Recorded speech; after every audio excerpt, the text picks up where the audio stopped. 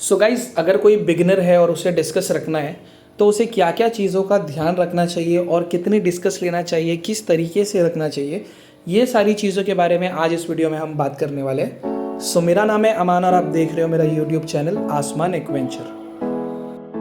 So guys, discuss जैसे मैंने बताया कि बिगनर्स के लिए मैं ये बता रहा हूँ।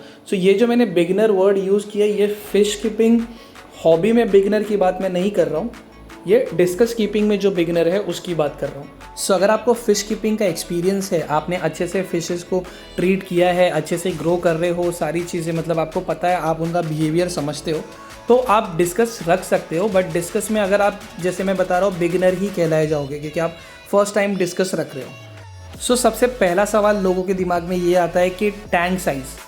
अभी आप समझ लीजिए, जो भी फ़िश पाल रहे हो, भले आप गोल्ड फिश पाल रहे हो, गप्पीज़ पाल रहे हो, सो काफ़ी सारे लोग जो रहते हैं वो बहुत बड़ा स्पेस उन्हें नहीं देते हैं, छोटा स्पेस ही देते हैं। बट आपके पास कोई भी फ़िश हो, मैं आपको यही सजेस्ट करूँगा कि आप हमेशा एक अच्छे साइज़ का टैंक उन्हें दीजिए, सो दैट वो अच्छे से उसमें घूम सके। क्योंकि हम, जैसे आप अगर देखोगे, हम रहते भले घर में है बट हमारे पास बहुत सारी जगह एक्सप्लोर करने के लिए, बट आपकी जो फ़िशेज़ है उनको एक्सप्लोर करने के लिए सिर्फ आपका एक्वेरियम है। सो डिस्कस के अलावा भी कोई फ़िश आप रख रहे हो तो मेरे तरफ से मैं यही रेकमेंड करूँगा कि थोड़ा बड़ा टैंक आप रखो, जिसमें मतलब वो सिर्फ जीने के हिसाब से नहीं, थोड़ा अच्छे से वो खुश रह सके, उस तरीके का आप उन्हें टैंक दो। सो डिस्कस के लिए अगर आप मुझे पूछोगे एक मतलब क्या अच्छा टैंक साइज़ रहना चाहिए उन्हें फुल ग्रो करने के लिए, सो 4 फीट का टैंक बेस्ट रहेगा। 4 फीट का टैंक सबसे बेस्ट है डिस्कस कीपिंग के लिए। बट 4 फीट थोड़ा बड़ा हो जाता है तो आप 3 फीट भी रख सकते हो। 3 फीट के टैंक में भी आप 6 to 8 डिस्कस, अगर आप थोड़ा अच्छा वाटर चेंज वगैरह कर रहे हो तो 10 डिस्कस को भी एक अच्छे साइज़ तक लेके जा सकते हो 3 फीट टैंक में। ठीक है, अगर समझ लीजिए कि आपके पास 3 फीट का भी फ़िलहाल स्पेस नहीं है और उससे कम, तो अगर आप मिनिमम 2 फीट का टैंक है उसमें 6 डिस्कस से ऊपर आप मत रखिए। 6 डिस्कस भी जो मैं आपको बता रहा हूँ, साइज़ भी बताऊँगा क्या साइज़ रखना है, 2.5 इंच के ऊपर आप मत लीजिएगा वो टैंक में रखने के लिए। और आप ये इंटेंशन से लीजिएगा कि मुझे मतलब 5 महीने, 4 से 5 महीने बाद ये एक्वेरियम को अपग्रेड करना है। अगर आप वैसा कर सकते हो तो आप 2 फीट के एक्वेरियम में भी रख सकते हो 2.5 इंच के डिस्कस।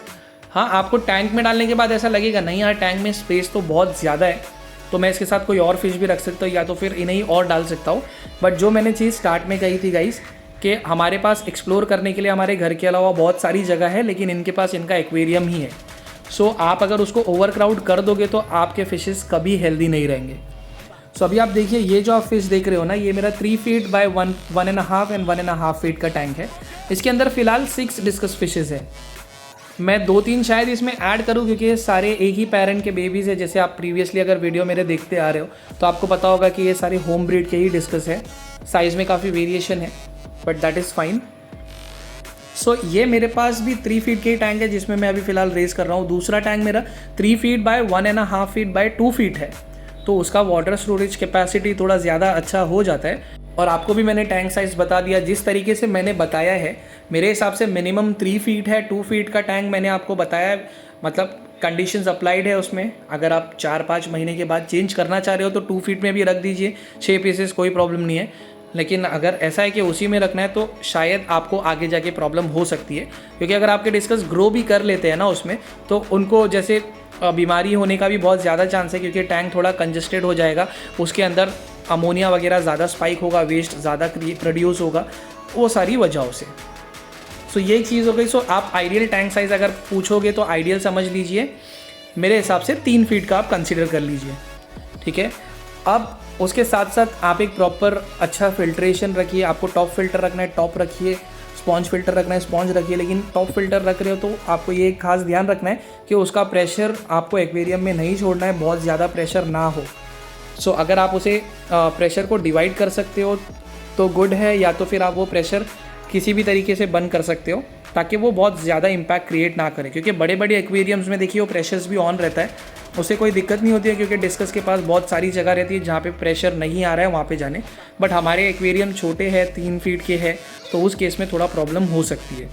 अभी ये वाला एक्वेरियम देखिए, इसका हाइट 2 फीट है और लेंथ में 3 फीट है ये, बट इसमें भी मैंने स्पॉन्ज फिल्टर ही लगाया है। तो आप बिगिनर हो, आप स्पॉन्ज फिल्टर से स्टार्ट कर सकते हो। स्पॉन्ज फिल्टर में कोई प्रॉब्लम नहीं है, बहुत अच्छा रिस्पॉन्स रहता है। हाँ, बट आपको वाटर चेंज जो है उस पर खास ध्यान रखना है, क्योंकि आपको अगर फास्ट ग्रोथ चाहिए तो आपको रेगुलर वाटर चेंज करना ही पड़ेगा। और बात आती है सबस्ट्रेट। अगर आप स्पॉन्ज फिल्टर लगा रहे हो तो आप ज़्यादा सबस्ट्रेट डालिए ही मत। अगर आपको फिर भी नॉर्मल आपका टैंक डेकोरेट करना है तो आप इसमें ड्रिप फूड लगा के उसके ऊपर थोड़े बहुत प्लांट्स लगा सकते हो। काफ़ी प्लांट्स आते हैं जैसे कि अनुबियास है, देन मॉसेस है, मॉस भी आप लगा सकते हो, बट मॉस को थोड़ा ठंडा पानी लगता है तो शायद इतना ज़्यादा वो इफ़ेक्टिव नहीं रहेगा लगाना। बट अनुबियास तो 100% आप रख सकते हो। और थोड़ा और डेकोरेट करने के लिए कुछ बड़े बड़े रॉक्स आपको रखना है तो रख सकते हो, जिससे आपको क्लीनिंग करने में दिक्कत ना हो। बट सैंड वगैरह अवॉइड कीजिए अगर आपके पास एक्सटर्नल फिल्टर नहीं है तो। अब सबसे मेन पॉइंट पे हम आ जाते हैं कि कैसी डिस्कस आपको लेनी चाहिए।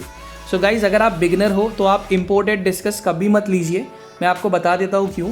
क्योंकि जो भी लोकल डिस्कस है वो इंडिया में ही ब्रीड हुए हैं, इंडिया में ही रेज हुए हैं, जिस वजह से वो यहाँ का जो पूरा टेम्परेचर है, यहाँ के वाटर पैरामीटर्स है, उसको अच्छे तरीके से उन्होंने अडाप्ट कर लिया रहता है, तो आपको वो रखने में ज़्यादा दिक्कत नहीं आती है।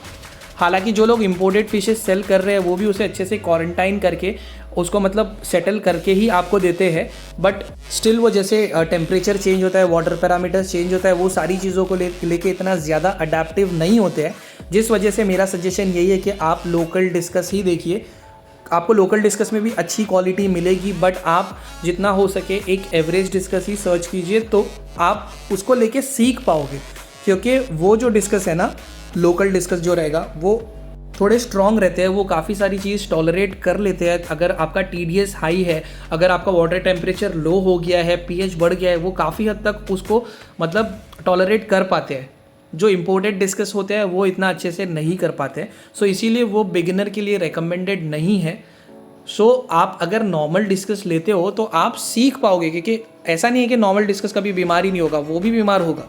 देखिए ये इनका फितरत ही है, थोड़े डेलिकेट रहते ही है ये, लेकिन आप नॉर्मल डिस्कस लेके सीख पाओगे कि कैसा उनको ट्रीट करना है। आपको इनफ टाइम मिलेगा इसे बचाने के लिए। सेकेंड थिंग, आपको कम से कम 6 डिस्कस लेना है और साइज़ मिनिमम 2 से 2.5 इंच, उससे छोटा डिस्कस मत लेना। 2.5 इंच लोगे ज़्यादा बेहतर है। कम से कम 6 पीसेस लीजिए, क्योंकि अगर आप एक पैर लोगे बहुत डरते हैं, अच्छे से नहीं रहेंगे। कम से कम 6 पीस लीजिए और उसको अच्छे से रेस कीजिए। और फूड्स तो मार्केट में काफ़ी सारे अवेलेबल है। ये फूड्स के बारे में तो कुछ मैं इसमें सजेशन आपको नहीं दे रहा हूँ, बट आप ऑटोमेटिकली समझ जाओगे कौन सा फूड आपको देना है। और आप जब भी डिस्कस ले रहे हो एक रिलायबल सोर्स से ही लीजिए, एक ऐसे शॉप से लीजिए जो लेने के बाद भी आपको उस पर असिस्टेंस दे सके, क्योंकि आपको काफ़ी ज़्यादा असिस्टेंस की ज़रूरत पड़ेगी डिस्कस लेने के बाद। सो बस ये कुछ छोटे से टिप्स थे मेरे तरफ से, जो एक न्यू डिस्कस हॉबिस्ट है उसको शायद काम आएंगे। सो आप कमेंट करके ज़रूर बताना कि ये वीडियो आपको यूज़फुल लगी या नहीं, और आपको अगर अच्छी लगी होगी वीडियो तो आप वीडियो को लाइक और शेयर ज़रूर कर सकते हो। और यहाँ तक आपने देख ही लिया है और अभी तक आपने चैनल को सब्सक्राइब नहीं किया है तो आप चैनल को सब्सक्राइब भी कर लीजिए, ताकि आगे जाके जो भी मैं इसमें इन्फॉर्मेटिव और इंटरेस्टिंग वीडियोस ऐड करूँ वो आप लोगों तक ईजिली पहुँच जाए। So thank you so much for watching guys, and happy fish keeping.